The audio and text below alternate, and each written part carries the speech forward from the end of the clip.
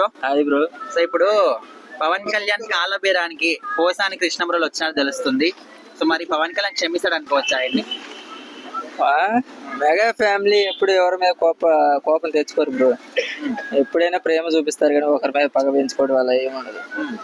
అయితే నిన్న గుంటూరు జడ్జి దగ్గరికి పోయినప్పుడు జడ్జి దగ్గర కన్నీళ్లు పెట్టుకొని, సార్ నన్ను క్షమించండి, నాకు గుండెకు 2 ఆపరేషన్లు అయినాయి, 2 స్టంట్లు అయినాయి, నాకు 2 పిల్లలు ఉన్నారు, నన్ను వదిలిపెట్టండి, లేకపోతే ఇక్కడే ఆత్మహత్య చేసుకుంటా అని ఏవో ఎమోషనల్ కొన్ని వాడు చెప్పాడంట కృష్ణమురళి. సో మరి అవన్నీ వర్కౌట్ అయితే అనుకోవచ్చా ప్లానింగ్?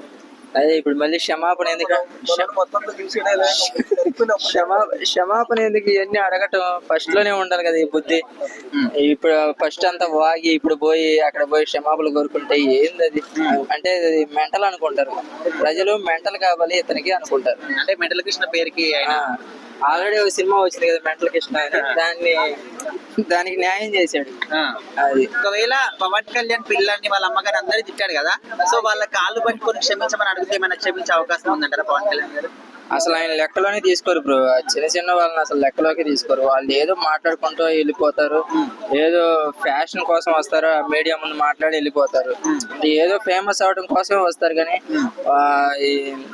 ఏమి లేదు అక్కడ. అసలు పవన్ కళ్యాణ్ గోటితో సమానం. ఎవరు ఏం మాట్లాడుకున్నా పవన్ కళ్యాణ్ అసలు పట్టించుకో. అంటే జడ్జి ముందు పోయి ఏడుస్తున్నాడు కదా, మరి ఆ కన్నీళ్ళకి ఏమైనా వాళ్ళు కరుగుతారని అని అట్లా అది కూడా డ్రామా అనుకోవచ్చా? ఎందుకు బ్రో ఫస్ట్ ఇదంతా చేయటం, ఇప్పుడు పోయి అక్కడ పోయి బతిలాడుకోవటం.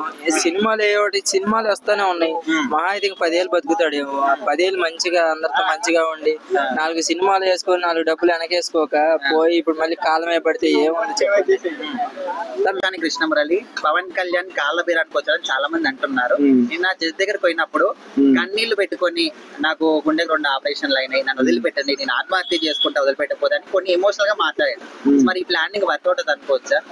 వర్కౌట్ అని తర్వాత ముచ్చారు బ్రో. ఫస్ట్ అయితే దాన్ని అంటే మనం చూస్తున్నాం, ఏదైనా అనుకుంటాం అంటే క్షమించరా జడ్జి గారికి మనకు కూడా తెలియదు. మన ఎందుకు ఫీలింగ్ అంటే క్షమిస్తే బాగుండదు అని కొంతమంది అనుకుంటారు. అంటే పాజిటివ్ తీసుకుంటారు, పాజిటివ్ తీసుకుని నెగిటివ్ తీసుకుంటారు. ఎవరైతే తీసుకున్నా మనకు తెలియదు. నాకు ఆయన ఇష్టం అనుకో, నేను పాజిటివ్ చెప్తా, ఇష్టం లేదనుకో ఏమో తెలియదు బ్రో అని చెప్తా. నార్మల్ గా సినిమా ఫీల్ అయినప్పుడు అన్ని నడతాయి బ్రో. పవన్ కళ్యాణ్ ని, వాళ్ళ పిల్లల్ని, వాళ్ళ అమ్మగారిని కూడా ఎంతో బూతులు తిట్టాడు ఆయన. సో ఇప్పుడు వాళ్ళ కాళ్ళు పట్టుకొని క్షమించమని అడిగితే ఏమన్నా క్షమించే అవకాశం ఉందంటారా? పవన్ కళ్యాణ్ క్షమిస్తాడు బ్రో. ఆయన అంటే ఆయన చూసొచ్చిన ఆయన చూడండి అయితే ఏం లేదు బ్రో. ఆయన చాలా మంది అన్నారు, అన్నలు చాలా. నేను ఒక్కడనగానే రియాక్ట్ అయ్యేటప్పుడు అయితే కాదు నాకు తెలిసి అయితే. అవునా కదా? దానికి పట్టుకొని మళ్ళీ దాని ట్రోలింగ్ చేసారు, పట్టుకోవడాన్ని కామెంట్ చేసారు, అవన్నీ వేస్ట్ కదా బ్రో. క్షమిస్తారని అందరూ తెలుసు కానీ ఎవరు బయట పడరు అన్నట్టు మన ఫీలింగ్. అంటే ఇప్పుడు చట్టానికి కావాల్సింది మనకు ఆధారాలు, సాక్ష్యాలు కావాలి. సో అక్కడ పోయి నేను ఎమోషనల్ గా మాట్లాడతా, ఇక్కడ కన్నీళ్లు పెట్టుకుంటే వాళ్ళు క్షమిస్తారా? మరి అది వాళ్ళ దగ్గర ఉంటుంది బ్రో. అంటే వాడు ఎట్లా మాట్లాడో మనం చూసింది లేదు, జస్ట్ మనం చూసే వీడియోలు బట్టి మనం మాట్లాడతాం కాబట్టి మనం అనలేం, జడ్జి చేయలేం మనిషిని. ఓకే, ఆడు ఉంటే ఓకే ఇది క్షమిస్తారా మనం చూడగలుగుతాం. అంటే నీ ఒపీనియన్ లో కృష్ణమురళి మాట్లాడిన మాటలు కరెక్టే అంటావా?